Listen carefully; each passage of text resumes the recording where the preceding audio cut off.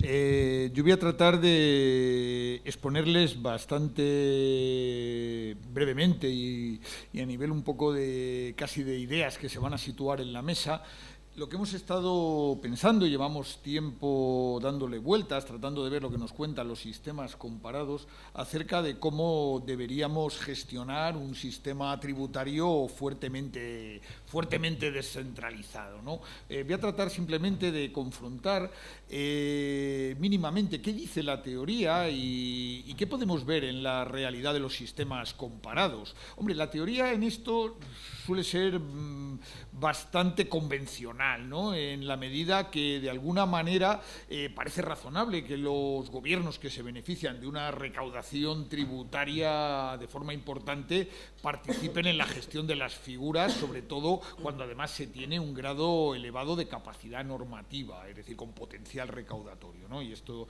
en España es así desde la década de los 90.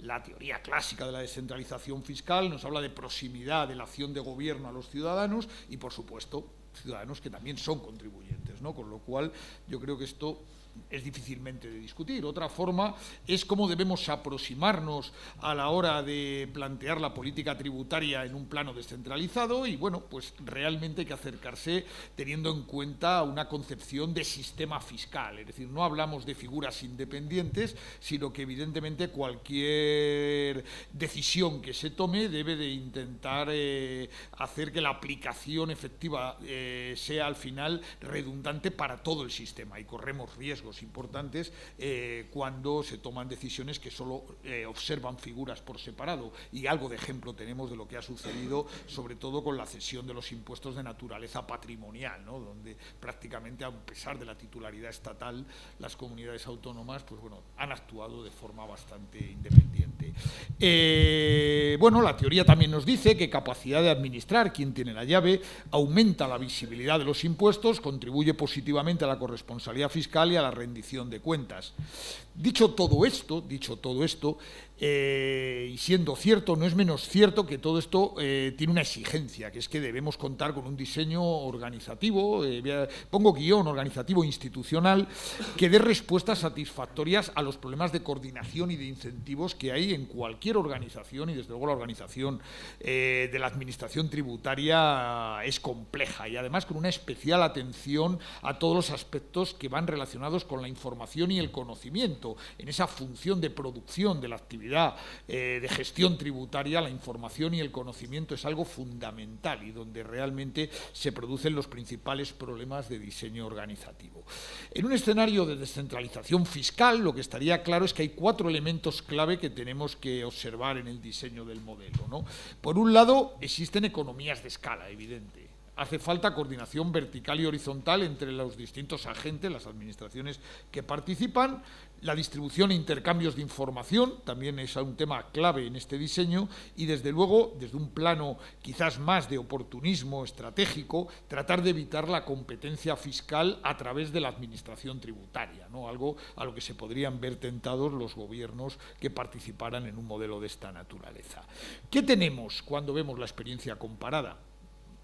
Pues prácticamente que la relación entre descentralización fiscal y administración descentralizada no sigue una regla unívoca en los países. Tenemos modelos de todo tipo, desde gestión centralizada claramente, como el caso de Suecia e Italia, por supuesto con diferencias entre ellos. La presencia de los gobiernos locales en las oficinas de cercanía al contribuyente en Suecia no tiene nada que ver con el modelo italiano. Gestión estrictamente regional, como pasa en Alemania, es decir, encomendada a los Länder, con niveles de administración y escasa coordinación formal, aunque sí efectiva en el caso norteamericano, es decir, se llegan a acuerdos importantes, por ejemplo, sobre criterios de medición de bases imponibles en el impuesto de sociedades. Hay estados que encomiendan al IRS americano, al federal, que les gestione su propio impuesto sobre la renta, hay para todos los gustos.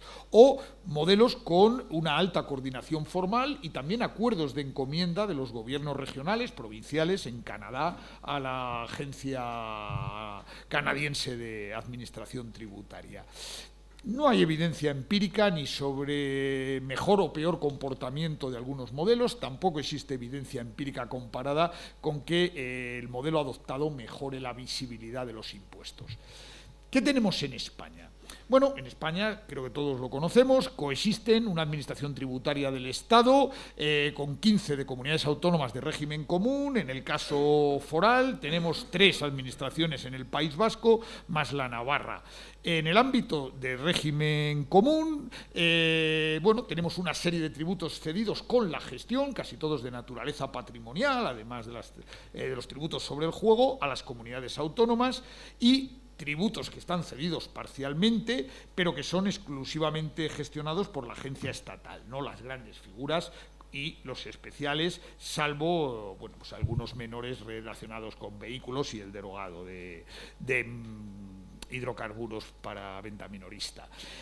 Además, las administraciones regionales a lo largo de la década de los 2000 han ido adoptando, casi siempre a través de las reformas de sus estatutos de autonomía, modelos organizativos muy diversos. De hecho, coexisten servicios tributarios muy clásicos en cuanto a estructura, anclados en las direcciones generales de tributos, con agencias que bueno, han tratado de replicar alguna figura de cierta autonomía, yo diría con escaso éxito, respecto del poder político.